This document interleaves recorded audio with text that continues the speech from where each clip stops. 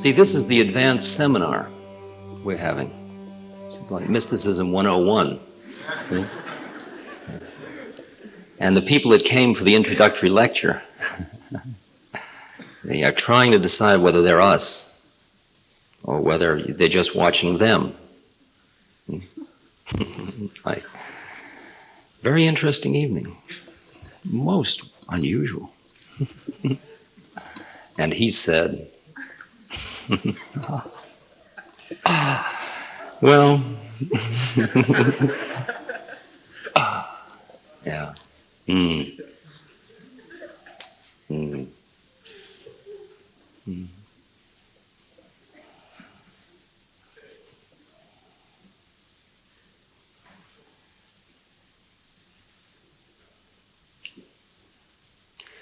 The transformation that's going on is the transformation from realizing, from thinking, from ignorance to wisdom. It's the transformation from thinking it's out there or up there to realizing that it's right here.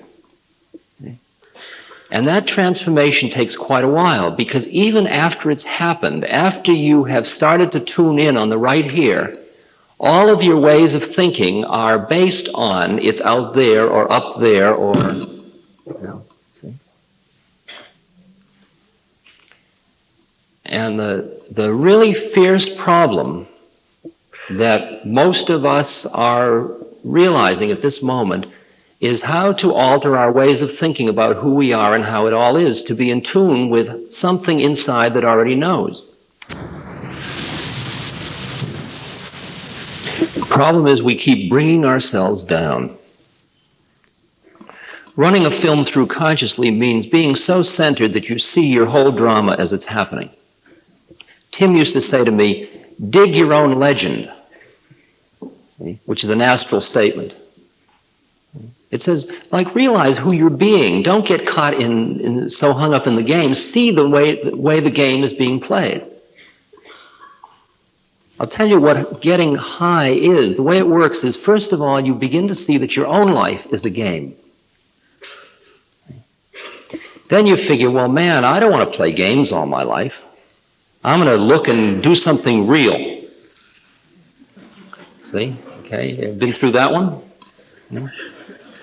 I'm going to do a real thing. So you start to define what you do that's real. And you start to do it. And you're right in the middle of doing it, see, for all you're worth. Okay.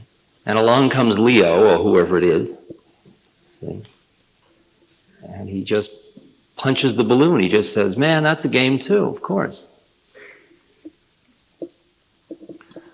I'm going to become enlightened.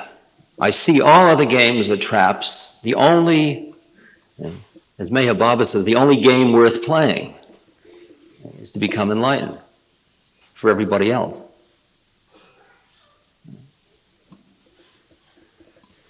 So the first step is you dig, you're in a game, and then when you try to get out of it, you see all out is game as well. Then you realize everything's game. Then you can keep doing what you were doing before. Okay? Right? And it's all right. You know that feeling, it's not enough? I didn't get enough. It's like the way they cut the pie at dinner, you know. I didn't get quite enough. He got that extra whipped cream, or, you know. Do you think there'll be enough for all of us? I mean, there's only how many loaves and how many...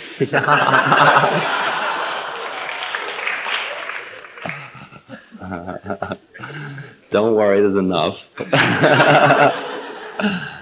There's enough because it's a state of mind. Enough is a state of mind.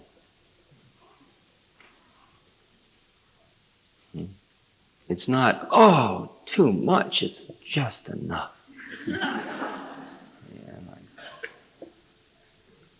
Somebody just lays something very heavy on you. See? Oh, man. Just enough. Just a mantra, just enough. See? You go outside, it's raining. Just enough. Go outside, the moon is out. It's just enough.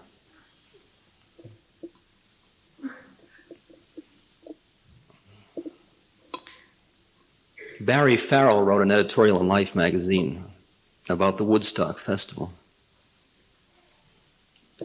And he talked about how he stood there with all these hippies. And he said, and it was raining and there wasn't proper sanitation. Sometimes you couldn't hear the music. And there were all these drugs around. He'd look at these young people and he said they'd all be sitting there smiling. And he said he was deeply concerned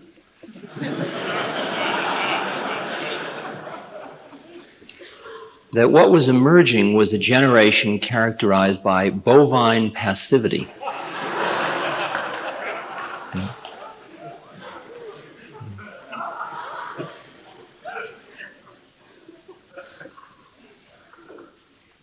Cow-like passivity.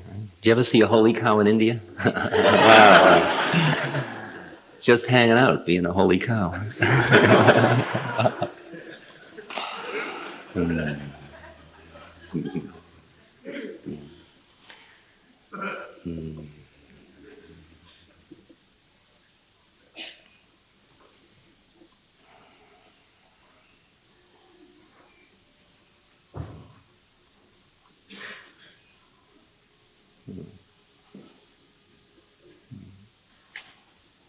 Scary feeling to think about large segments of the population feeling it's enough.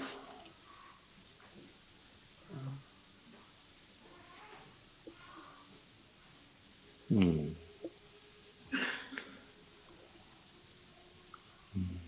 horns and the baby, these are all energy, free energy in the system. It's all being handed to you.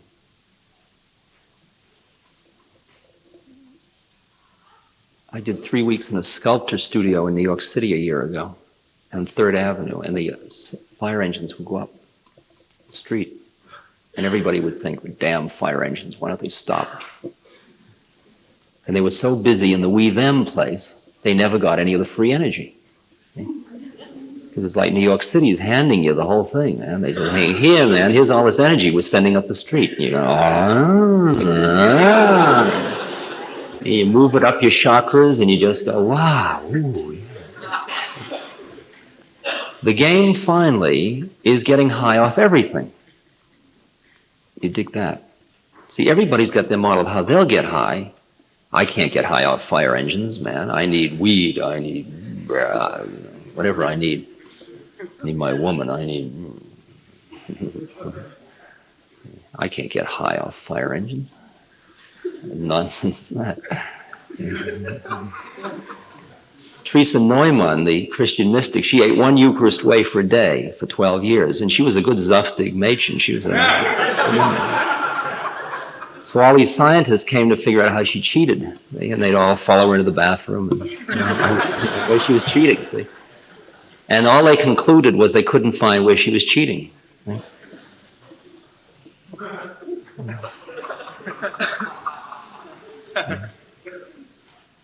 And when somebody asked her, she said, I live on light. But if you can't live on light, what do you think about somebody that says, yeah, I live on light? I mean, well, I can't live on light. I don't know what you...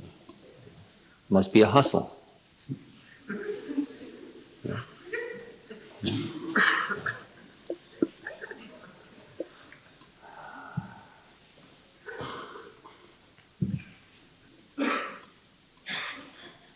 See, we're all still in it. We're all still into the high and low, going up and coming down, because we're still all hooked on being high. See? We're all hooked on being here together. So every time you get into that place in your head where you think, I wish they'd keep away. Oh, God, do I have to do that again? Yeah, place. The place where you're caught in your own thoughts of, like, the horrors, the depressions, the loneliness. How about loneliness? Eleanor Rigby. All those places in your head you get caught. I'd sit in this cabin in New Hampshire, and I'd be all alone, see? And I'd think, wow, man, I'm weird, you know? Because I'm sitting here all alone, and I'm not lonely. See? Isn't man a gregarious animal? Why aren't I lonely? I must be defending.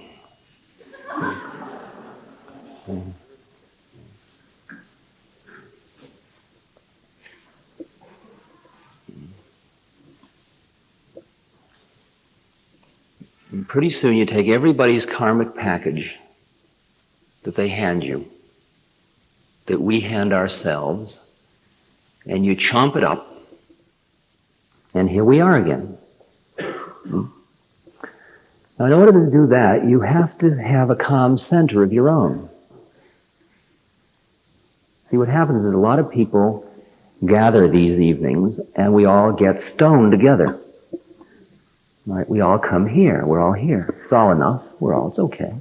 I mean, the seats aren't perhaps like, you'd like to lie out. It'd be nice if there were no pews and we could all lie around. But that's just the body, and after a while you get so you can cool your body out, because it's just a big capture of consciousness most of the time. If you take care of it, take care of the temple, keep it clean, neat. That's why you do hatha yoga, so you can put your body, in this triangular position and leave it there for about 8 or 9 hours. And it doesn't say, hey, I hurt, or, I'm your knee going to sleep, or, like, your spine is bent. I'm telling you, message from your spine, I am bent, I am bent. You get so you can turn your body off and cool it out and be here.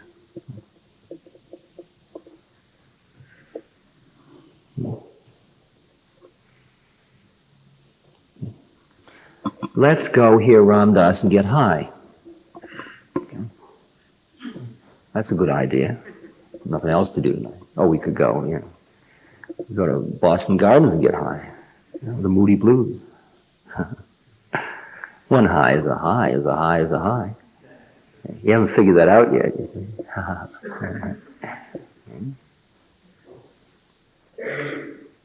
But the thing is, that's all still a game of dualism. It's all like you're going to come somewhere to get high. Who was that was deciding? Where were you at the moment you said that? Aren't you here now?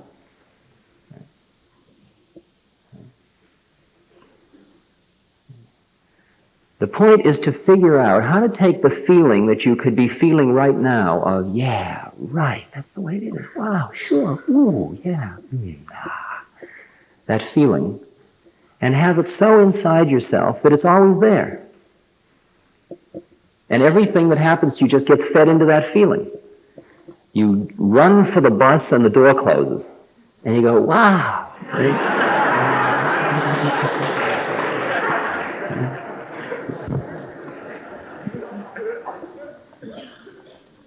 I mean, it's all a message, isn't it? It's all teaching us something. It's teaching us about attachment. So you were really hung up on getting on that bus.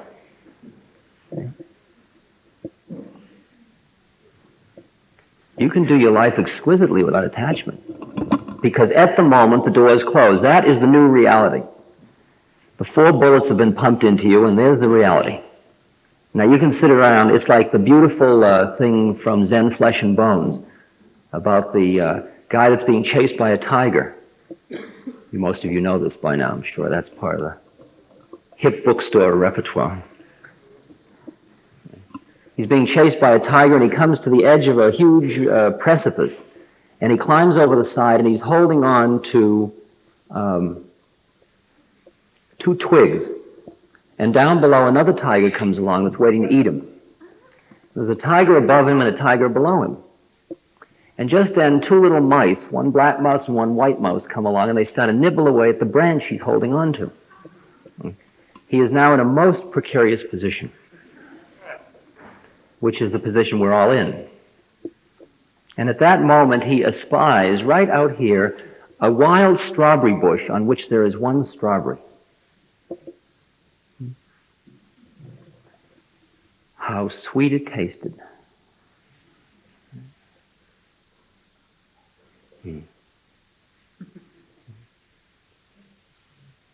Every moment is the wild strawberry. And every moment we're in that same place. We're right in the middle of like, and his,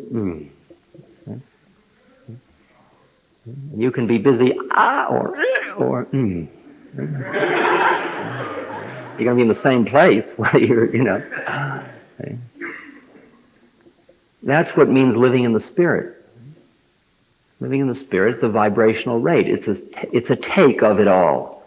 It's a vibrational take. In order for it to work, you've got to get your head so centered. It's got to calm down and center. And it's really fierce to do it in the marketplace. And sometimes it's cool to go off and do it in cycles. So at this time, you sort of go off by yourself to cool out. Center.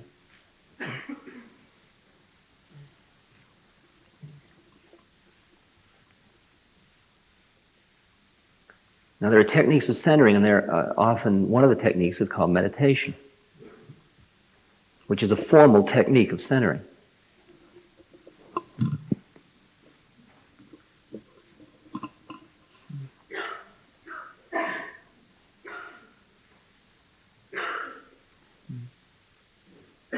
One of the techniques of meditation is called Satipatthana Vipassana.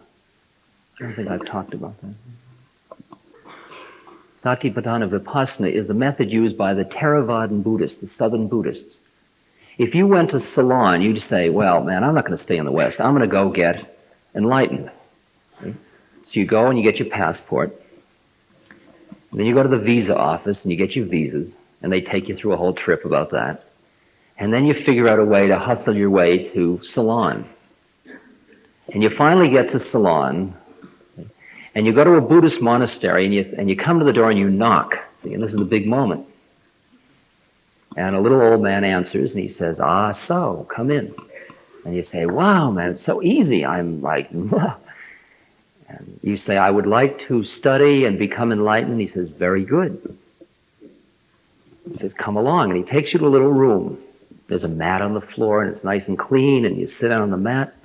He says, the toilet is next door. Your food will be left outside the door each day. And he says, is it all comfortable? And you say, oh, wow, yes, anything you say. I've come to become enlightened. And he said, now you will notice that right in your chest below your rib cage, okay, every time you breathe in, one of the muscles, they're doing all kinds of things, but one of them just goes up just a little bit. You notice that? And you go, yeah, right. And he said, and when you breathe out, one of them goes down. It's the same one. Notice that? Yeah, that's right. That's pretty cool.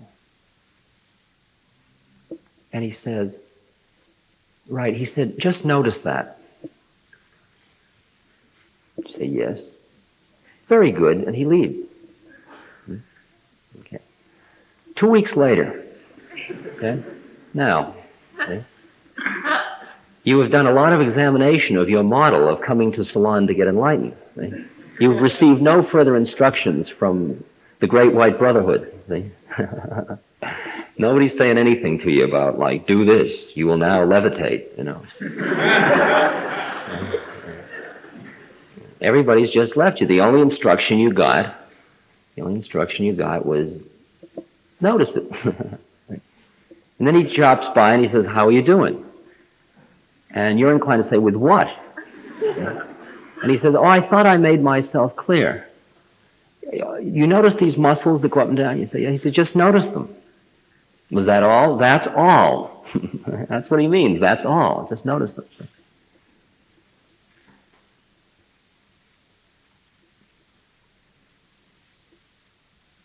You think, well, I'll give it a try. Rising, falling. Rising, falling. Rising, it'll never work.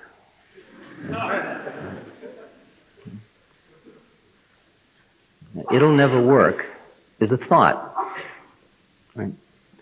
It's what's known as a demon. and you say, how do you do? Come on in.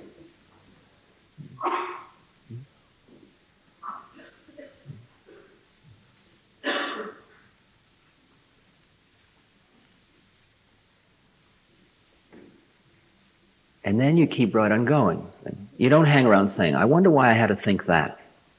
Or I shouldn't have thought that. Those are two more thoughts. See? Those are the demon and his friends. See? He brings his friend, which is analytic. You know, the analytic one of the same one. You know.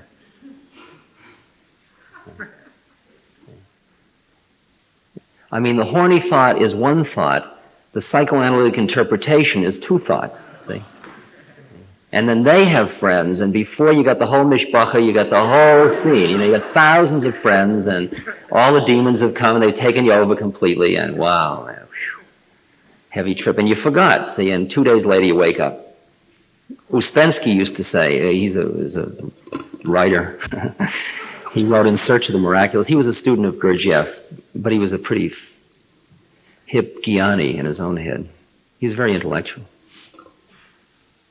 But he said that he'd decide to be cool, see, and he'd go down the street and he'd meet somebody, or he was telling a Gurdjieff story, and he'd meet somebody and the guy would bug him, see, and he was going to walk down the street and he'd be saying, Gurdjieff is walking down the street, Gurdjieff is looking into the shop window, Gurdjieff is turning his head, Gurdjieff's left foot is lifting, Gurdjieff's, you know, or Uspensky, whoever it was, they're all the same guy. See, and he'd say, Uspensky is now turning the corner. And then he'd meet this guy, and the guy would get angry, and he'd get him angry, see. And Uspensky would forget the whole routine, and why you know. And then he'd go on down the street, and he'd do other things. And about 2 days later, he'd remember that he was going to watch the whole thing. And he'd say, well, that one's not going to get me again. So now a new and more subtle demon comes down the street. Gets him angry in a new way. He gets really angry, he's really uptight, and he's just about, and he's like, oh, wow, dig this. Uspensky is angry. But at this point, Uspensky's so angry that he says, yeah, I know Uspensky's angry, but he deserves it, see? And he's like, oh. See, that's the place many of us are at most of the time, see? You dig that? You hear all that? I mean, we know Uspensky's angry, but I know all that. I understand everything you're saying, but after all, man, there's like to be lived. There sure is. It's all a game of up-level. Pretty soon, Uspensky gets so good at it that he's going down the street, and a new guy comes along that bugs him, and he goes, and then he says, Uspensky's getting angry. And then Uspensky's short-circuited the whole trip. He stayed conscious, and then Uspensky does what he does.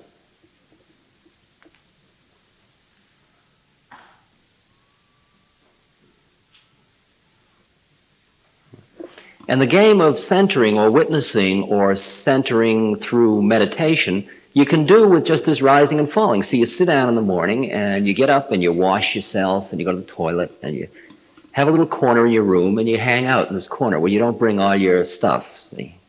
You just sit down there, and you sit down, and you go rising, falling, rising, falling, rising. Then the it'll never work, okay, is a thought. And you say, wow, there's a thought. That's a thought too, see, but it's okay. So these other ones will sneak in for a while. They're really subtle. But you think of thoughts like clouds. That's very helpful in this meditation, see. So you say, it'll never work. And you see, it'll never work, go overhead. Who knows where they come from, who knows where they're going? They're just thoughts. It's like a hamburger machine. It's just turning out thoughts, you know. Just blah, blah, blah, blah, blah, thoughts. And you go, it'll never work, rising, falling. Rising, falling. Rising, falling. I'm hungry. I'm hungry. Rising, falling. Rising, falling. Rising, falling. Rising. For this I got a PhD.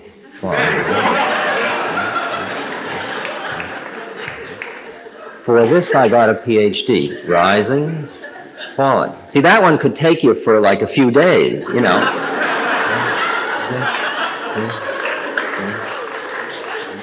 See, they're all invitations. They, come on, come my way again. You know, you haven't been there enough, have you? Don't you want to go through the whole thing about rising, falling, rising? What was that? What was that? Rising, falling, rising. The one that gets you, of course, the beautiful one. It's such an exquisite demon. I really love it so much. Rising, falling, rising, falling, rising. I think it's happening.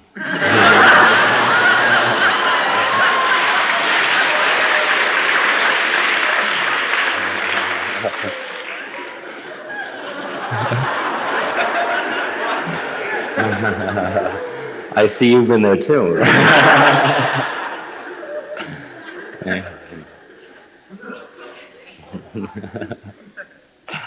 Oh, that's a very far out demon. See, it's hard after that one to say rising, falling. See, because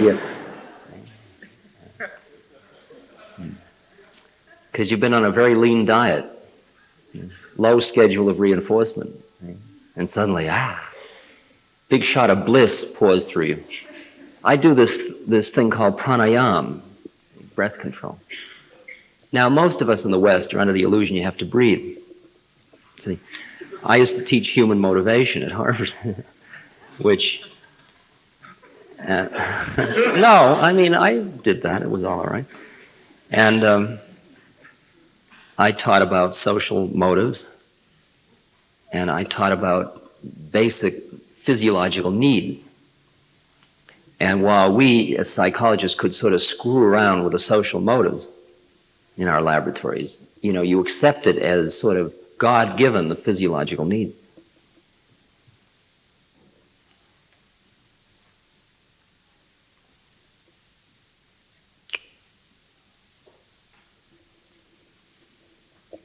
So I started to do this pranayama, which is a technique of controlling breath.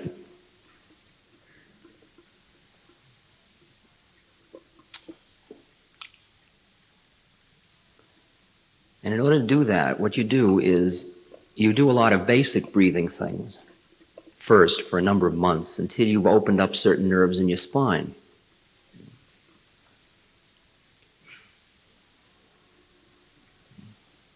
So that you're able to bring energy up your spine, so since most of the energy for most of the people in the West stays localized in their lower chakras.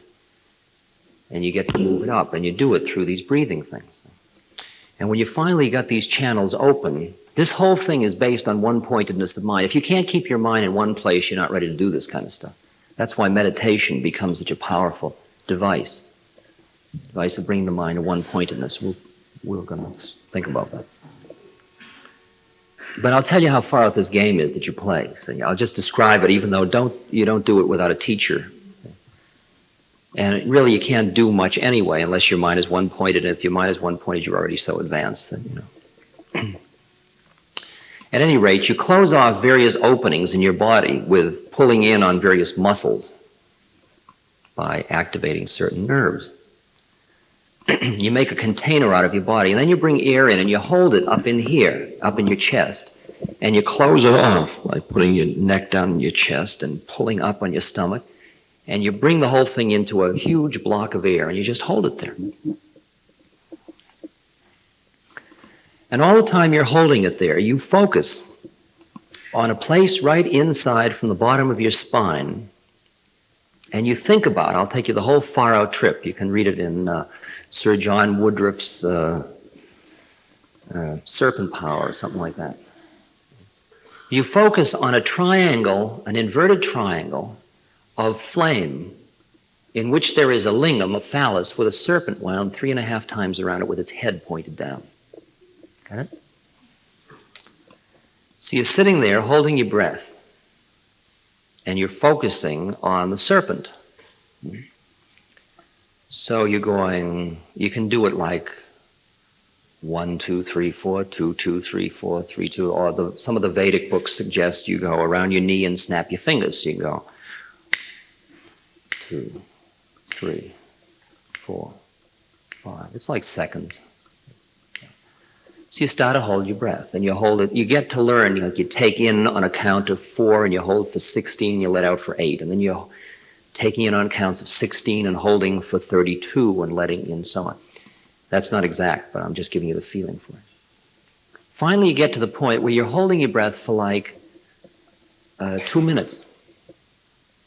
Now, those of you that have been swimmers or things like that, or done any swimming, you know that feeling when you dive too deep and you can't quite make it back to the surface. And I can make it. Right? You're sitting down at the bottom, trying to get back, and your lungs are exploding. So you get to that place in 2 minutes, and your lungs are exploding, and you say, I can hold it, I'll get through the whole thing. And then you realize you've forgotten to focus on the serpent in the bottom of your spine. Because if you were focusing on the serpent in the bottom of your spine, you couldn't be the guy who was running out of breath. Right? Since he's a thought form. Okay? This is how far out it is. See? And so when you become able to put your mind somewhere independent of things, you put your mind on the bottom of your spine, continuing to hold your breath, and suddenly you go through this little place, and here you are, and you're not breathing, and you're not holding your breath, right? And right at that moment, you feel a great wave of contentment, feeling of bliss, and you start to feel this energy start to come up your spine. That all happens right in that little period in there. Now, when that happens, it blows your mind, of course. Okay? And usually that's when it's so strong, it's so, my God, I'm not breathing. Like it's all true, you know. And that brings you down, of course. Because you're immediately gone back into he who breathes.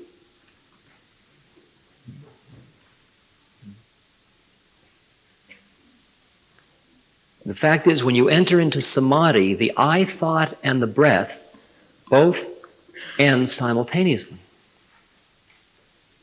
But the thing is, you can never do this until you're ready. See, the thing about the Westerner is he's so busy doing things, and he's got such a big intellect, that he figures out what he's supposed to do, and then he tries to do it. And you can't do it that way with this game, because trying to do it is just another hype. It can only happen to you. Enlightenment happens to you. Awakening happens to you. Okay? It's beyond the trying. The world is only one when you realize it's beyond the trying.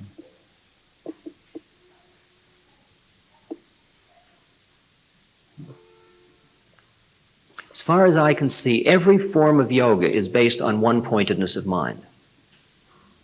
Take Bhakti yoga. Singing a love song to Ram. It only works when you can make your mind so one-pointed on Ram that you and Ram become one.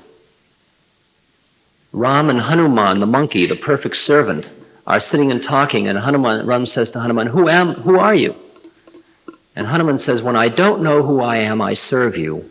When I know who I am, you and I are one.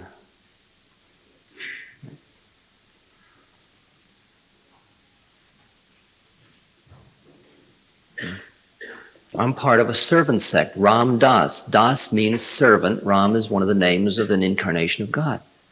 It's a Bhakti sect. And the character that represents it in the Hindu system is a monkey, Hanuman, the perfect servant. Hanuman is such a groovy servant, he can do anything because all he wants to do is serve. So you got to dig that in Bhakti Yoga, there are 11 different ways you can get into a groovy scene with God, with the Spirit, with your higher being, that you can get high. Okay. One of them involves serving. One of them involves making love to God. I was in the temple, the guru one day said, he pointed at all these beautiful Indian chicks that were sitting around. And he said, who are they? And I looked and I said, they're your devotees. He says, no. Who are they? And I said, they're beautiful Indian women. No. Who are they? I said, I don't know. Who are they? And he says, the Divine Mother. I said, oh, wow, yes, the Divine Mothers. And I looked at them all as the Divine Mother. And I just learned that lesson, and I was pretty grooved about that. Then he points to the sadhus, the men devotees and all that are sitting around. He says, who are they? And I said, I don't know. Who are they? And he says, the Divine Mother. What? He just took me one more level out. What are the Freudian implications of that? It's all the Divine Mother.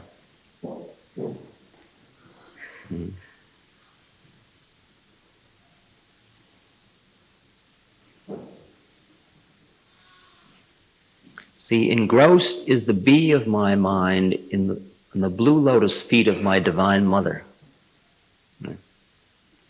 Wow.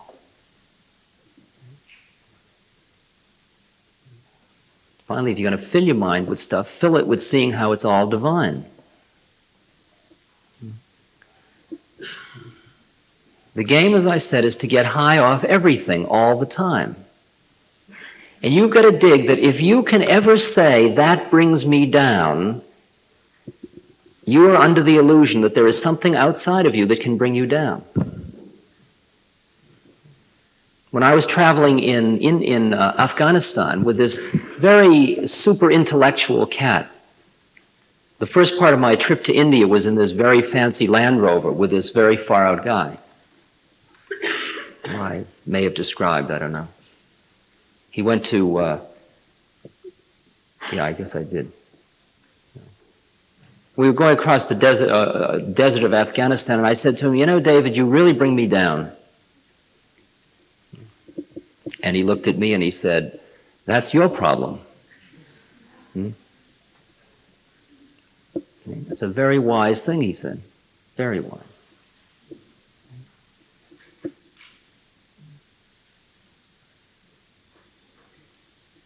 Because anything that brings you down merely means that you're attached in the illusion in the wrong place. After all, it's all the Divine Mother, isn't it? The Guru said it was. I trust him, he knows. I mean, when you find one that knows, you don't sit around and say, but not that. You know? You mean? Yes, that. How about suffering? That the Divine Mother? Wow, man. You don't know about making love unless you know about the whole trip.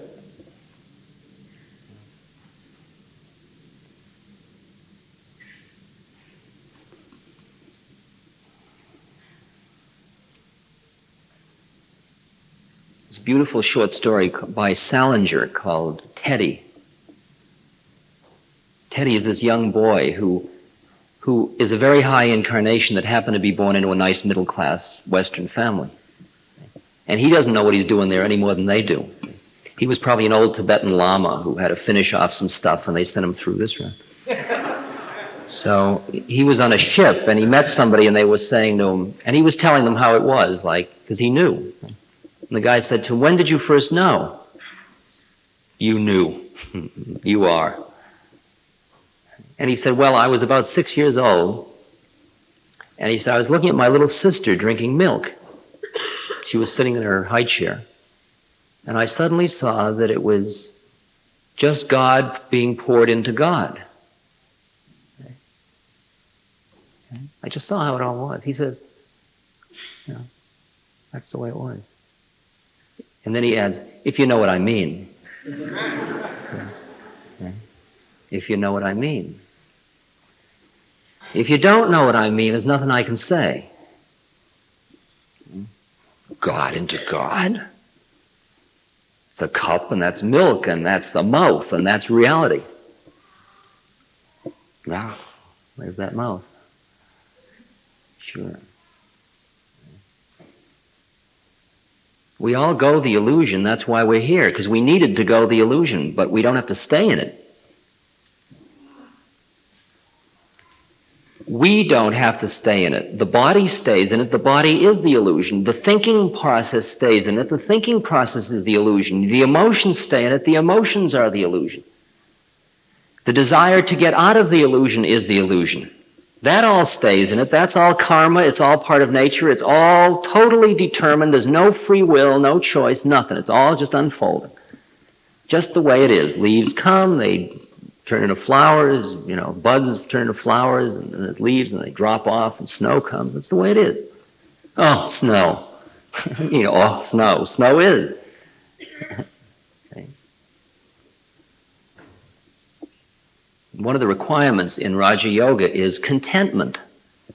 Now you'd think, well, that's a goal. No, that's a means, man. That's a means. This is the way it is. We'll start right from here, okay? Don't get holy. Just start from where you are.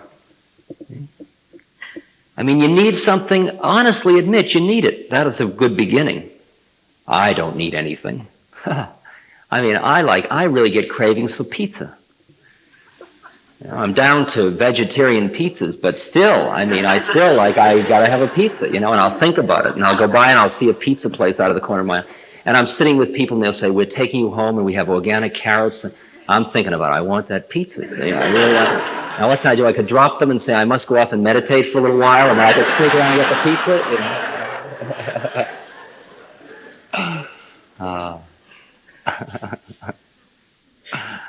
Well, I've used root beer up. We might as well start on pizza. I used to tell everybody how hung I was in root beer, and then I've been loaded down with root beer incense, root beer tea, sassafras tea, cans of root beer. Everything you desire, you're going to get. See, that's the horror of it. Okay?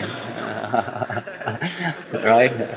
Oh, even that wild one you had the other day. You're going to get that one too. Okay?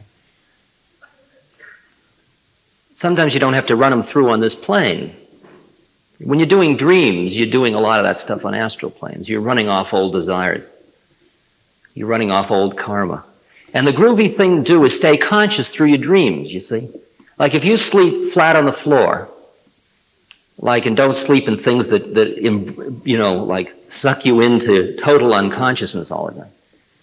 You sleep on the floor and you don't eat in the evening. You eat at noon, so you don't spend all your consciousness digesting food all night. Okay. The way I do it is I lie down and I've got this mala. This is when I'm really doing my sadhana, really into it. I lie there and I have the mala on my chest.